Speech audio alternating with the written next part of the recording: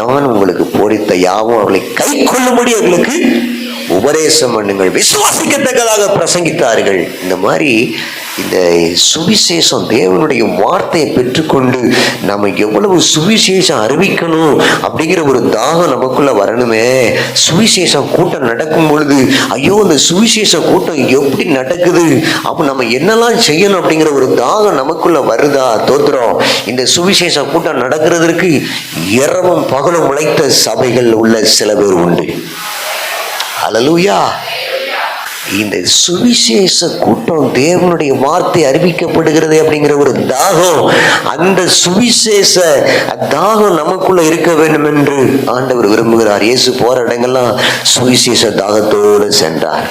கிணற்றண்டே தண்ணி கேட்கும் கூட ஸ்திரிய தாகத்துக்கு தான், அங்கேயும் ஒரு சுவிசேஷம் அறிவிக்கப்படுகிறது. அல்லேலூயா. போற இடங்கள், வர்ற இடங்கள் எல்லா இடமும் சுவிசேஷம் அறிவிக்க